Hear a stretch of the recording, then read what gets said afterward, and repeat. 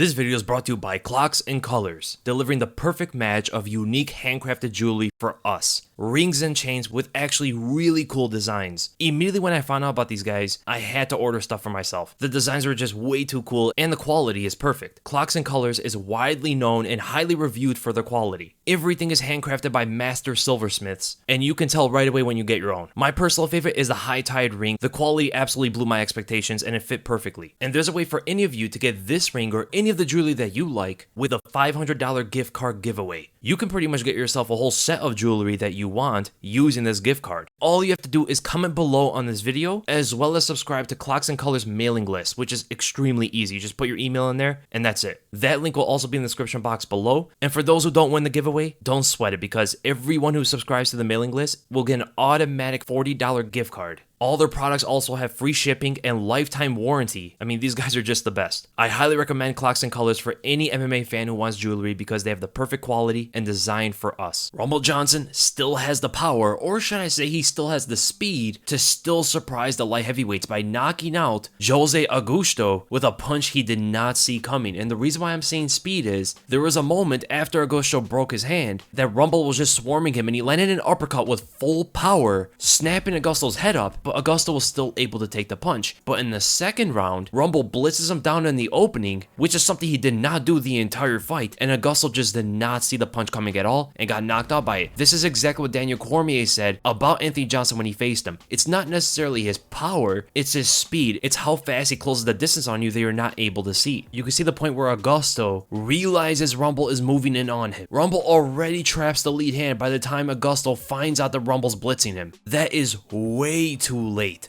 of a reaction. Rumble's already in distance and he already took a big step and he's already touching the backhand by the time Augusto reacts. That's how fast Rumble Johnson is. And this is the reason why Augusto was able to take the big uppercut and some of the other big shots, but was not able to take this quick blitz. Now the thing we have to say is respect to both men. They both took a fight on short notice with no real game plan against each other. Augusto didn't have to take this fight. He took this on very short notice with no preparation at all. He came in there on a big opportunity to beat a credible fighter and ultimately came up short. There's nothing against Augusto for losing this fight. In fact, the way he performed, I will say, even raises his stock. More people are going to remember Augusto for the techniques he displayed out there and actually become the first one to knock down Anthony Johnson in his entire career. And that was after breaking his hand. I mean, the heart he displayed in here was absolutely insane. And respect to Rumble Johnson, coming off a 4-year layoff and settling with a replacement fighter they had no game plan for. That's not the most encouraging thing, man. That can make someone unconfident. 4-year layoff and then fighting someone he has no idea about. That is not easy stuff. So what did you see Rumble try to do out there? Well, the old dog came in with some new tricks,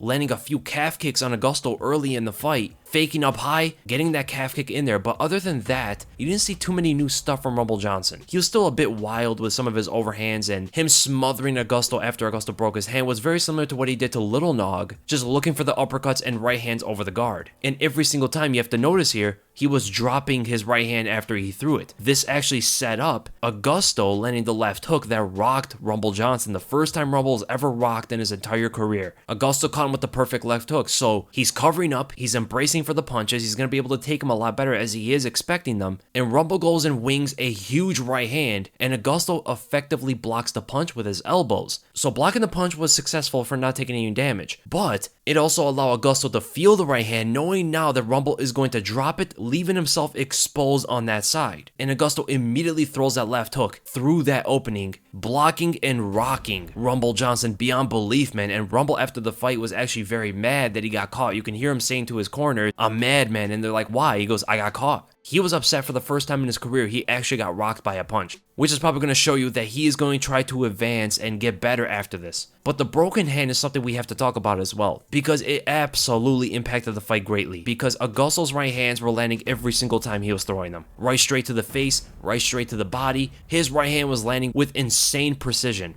Almost every time he threw it, it landed on Rumble Johnson. Countering, moving forward, different targets from head to body. When he was throwing that right hand, it was landing on Rumble. So it's extremely unfortunate that he broke his hand over Rumble's head, looking for the knockout blow instead of trying to land that precise punch again. So he got away from the precise right straights. Seeing that he was landing them at will, he thought if he swung a bigger right hand, committing to knock out Rumble, it would probably land and he could finish off the fight very early. He throws a jab, Rumble tries to parry it, and Rumble at the same time is throwing another calf kick, and Augusto swings a giant overhand right that hits the top of Rumble's head and it breaks his hand. So for the majority of the fight, Augusto was not using his right hand anymore, and if he tried, he just damaged it even more. It is actually very interesting that when he did drop Rumble Johnson, he did land a right hand that stunned him as well, so it still had a little bit of pop in it if he forced it out there and fought through the pain, but it was not going to be as powerful as it was. His right hands were very smooth, with great form before when he was throwing it. He had to depend on his jab, his left hook, and his right elbow. And it's absolutely insane. After breaking his hand, he rocks Rumble Johnson with the left hook. And you have to notice that there were many opportunities for Augusto to land the right hand, but he just simply could not throw it. So they're both orthodox, and he was pumping out jabs and moving left. Rumble constantly was leaning back, putting a lot of weight on his back foot, so he cannot move it that well, as well as parrying. He was giving a lot of respect to the jabs with an immense amount of effort into his defense. So this actually doesn't allow Rumble to move his position completely. He can only move his lead foot. And the angle that Augusto is taking is getting more of a parallel view on Rumble. The more to the left he goes, the more square Rumble's gonna look in front of him. And after every single time Rumble got squared, there was an opportunity for a right hand to land cleanly. And there was very little of what Rumble could do to stop the right hand from coming at him, because if he wanted to counter with a left hook in the parallel stance while leaning back, he can throw the left hook, but straight punches beat looping punches. It's just very unfortunate at this point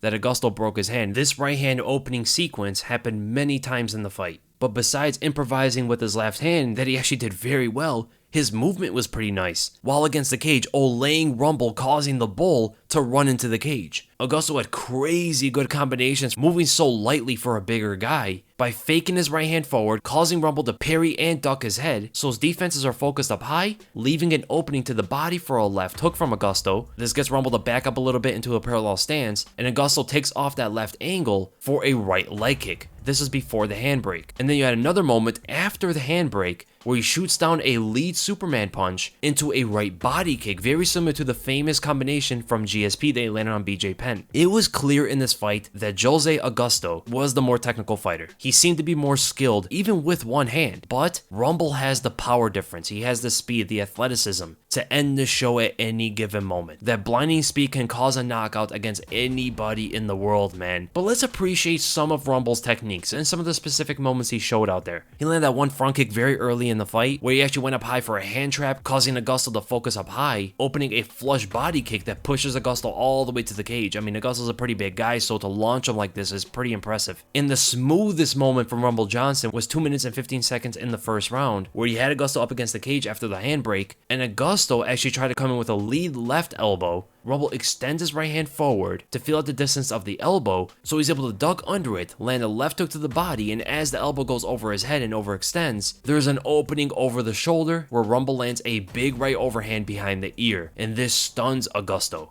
A punch he did not see coming. You might be thinking, how did this not knock out Augusto if he didn't see it coming? But the blitz in the second round knocked out Augusto. Well, there's a difference with momentum. Here, Rumble Johnson is sitting still and just throwing the punch from his stance. In the knockout sequence, he blitzed forward with his entire body behind the punch, full force into Augusto's face. Very different kind of impact. And that's the end of the breakdown, guys. I hope you guys enjoyed it. If you did, make sure to thumbs up, drop a like, make sure to subscribe, and I'll see you guys in the next video.